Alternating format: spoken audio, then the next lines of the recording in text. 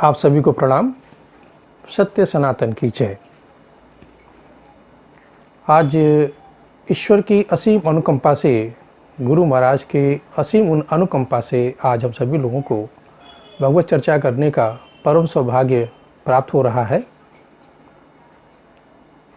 भगवान कहते हैं, निर्मल मन जन सो मोहि पावा, मोहि कपट छल छिद्र भावा। कहते हैं कि यदि हमको पाना है, हमको समझना है, तो आपको अपने मन को निर्मल करना पड़ेगा, एकदम स्वच्छ करना पड़ेगा। उसमें कोई अहंकार, काम, क्रोध, लोभ, मोह कुछ नहीं होना चाहिए। और यदि छल कपट होगा तो आप मुझे नहीं समझ सकते, ना ही हमको देख सकते हो। गीता में भी भगवान यही कहते हैं कि हे अर्जुन, यदि तुम ये सोचते हो कि इस बुद्धि से, इस तर्क वितर्क से हमको समझ सकते हो, तो ये तुम्हारा भ्रम है। हमको समझने के लिए उस मूल तत्व को समझना होगा जिसका ज्ञान अभी हम तुम्हें देंगे, तब मेरे विराट स्वरूप को समझ पाओगे। कहते हैं कि अब आप श्री रामचरितमानस को लीजिए, देखिए, तो उसमें लिखा हुआ है कि प्रथमो शालिग्राम है, द्वितीयो परशुराम, तृतीयो राजा राम है, चतुर्थो आत्म राम। मतलब कि अब ये तुलसीदास जी महाराज को क्यों बताना पड़ा कि प्रथमो शालिग्राम है। प्रथम शालिग्राम को आप लोग जानते हैं कि वो नदी के किनारे काला जो पत्थर मिलता है, उसको लोग शालिग्राम के नाम से उपाधि दे के उसका पूजा करते हैं। और दूजा परशुराम, परशुराम को आप जानते ही हैं कि कितने शौर्यवान थे, कितनी बार दुष्टों का संहार किया इस धरती पर से श्री परशुराम मुनि ने। श्री रामचरितमानस सिर्फ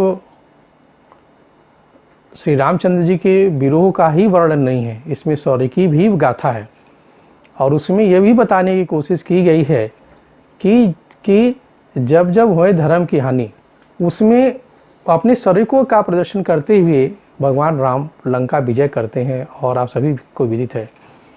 तो प्रथमो शालिग्राम है, द्वितीयो परशुराम, तृतीयो राजा राम है। मतलब कि आप वो दशरथ, महाराज दशरथ के पुत्र राजा रामचंद्र की बात हो रही है। और चौथा हो रहा है, चौथे आत्म राम। आत्म राम माने जो इस हमारे आत्मा में रचे बसे हैं, हमारे हृदय में रहते हैं, हमारे सांसों के द्वारा वो रमण करते हैं, जिनके निकलने से हमारे सारे संबंध खत्म हो जाते हैं। पिता पिता नहीं रहता, पुत्र पुत्र नहीं रहता, और ये होता है कि कितना जल्दी इनको घर से बाहर विदा कर दिया जाए। अब इसी को आत्म राम को ही हम नाम का भी रूप देते हैं। यही नाम है, भगवान का नाम है।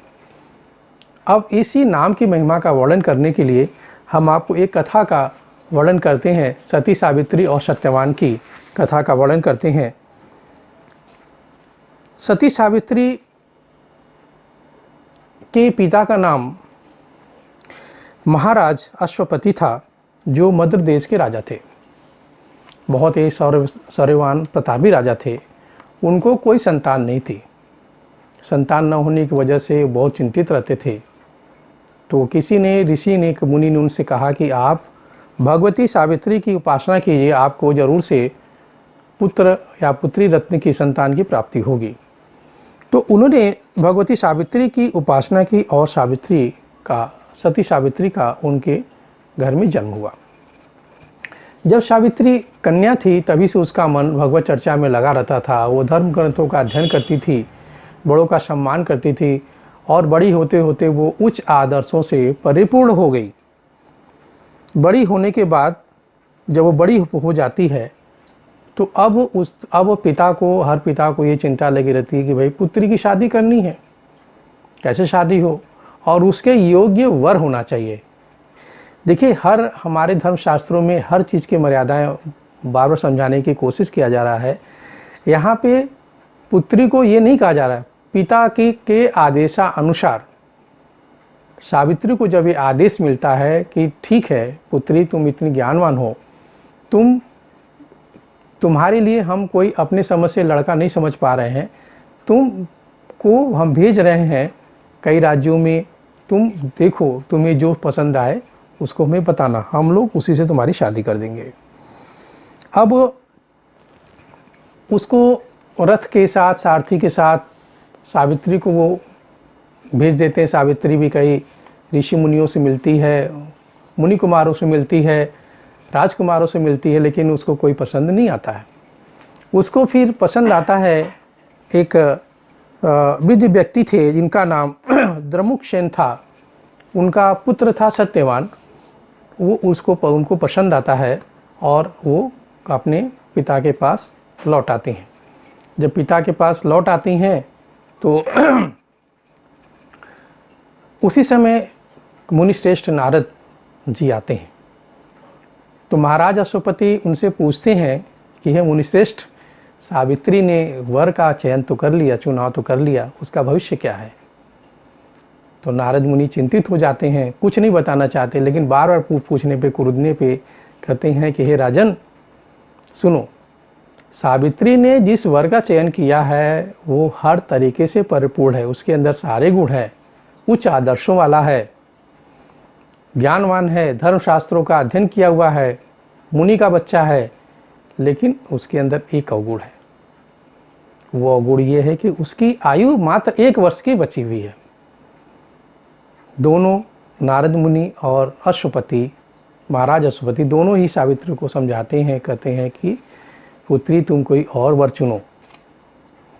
सावित्री ये बात कह के उनको निरुत्तर कर देती है कि भारतीय स्त्री जब किसी पुरुष को अपने पति के रूप में चयन कर लेती है तो उसके सामने दूसरे को चयन नहीं कर सकती।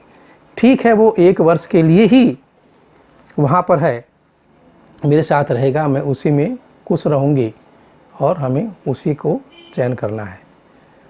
महाराज अश्वपति वहाँ जंगल में जाते हैं, उस कुटिया में जाते हैं जहाँ पर द्रमुकसेन सत्यवान के पिताजी हैं, उनसे बातचीत करते हैं। तो द्रमुकसेन भी महाराज जो ऋषि के रूप में थे वो भी बताते हैं कि महाराज मैं भी पहले किसी राज्य का राजा था और दुष्टों ने मेरे राज्य पे अधिकार कर लिया और मुझे वहाँ से भागना पड़ा, और इस तरह से मैं जंगल में ऋषि मुनियों की तरह रहता हूँ और ये जीवन व्यतीत कर रहा हूँ। मेरे पास आप देख लीजिए कोई साधन तो नहीं है, आपकी बिटिया कैसे यहाँ रहेगी, पुत्र यहाँ कैसे रहेगी हमारे पास? तो सावित्री कहती है कि नहीं, हम रह लेंगे, आप मेरी शादी सत्यवान से कर दीजिए। इस तरह से सत्यवान की शादी हो जाती है। अब आप समझें कि शादी होने के बाद सावित्री को तो ये पता था कि इसकी आयु मात्र 1 वर्ष की है। वो भगवान के नाम में सुमरन करती थी हमेशा। उस आत्म राम को जिसकी मैंने बात किया कि ये सांसों में रमण कर रहा है, उसको वो बचपन से ही उसको आत्मज्ञान मिला था, वो उनको स्मरण करती रहती थी और उसके चलते वो सत्यवान को बार बार देखती रहती थी कि इनके साथ कोई घटना घटित ना हो। जब साल का 1 दिन बचा तो वो अपने ससुर के पास जाती है और उनसे आज्ञा लगती है कि पिताजी, द्रमुकसेन से कहती है कि पिताजी आज मुझे आज्ञा दीजिए, मैं भी जंगल में इनके साथ जाऊंगी और वहाँ पे मैंने जंगल देखा नहीं है, आप आज्ञा दें, मैंने कभी आपसे कुछ मांगा नहीं, आज्ञा दे तो मैं भी इनके साथ जाऊं। तो द्रमुकसेन कहते हैं कि ठीक है पुत्री, कभी तुमने मुझसे कुछ नहीं मांगा, ठीक है जाओ, पति के साथ जाओ, पति तो तुम्हारा ही है। वो जाती है और वो अंतिम दिन है।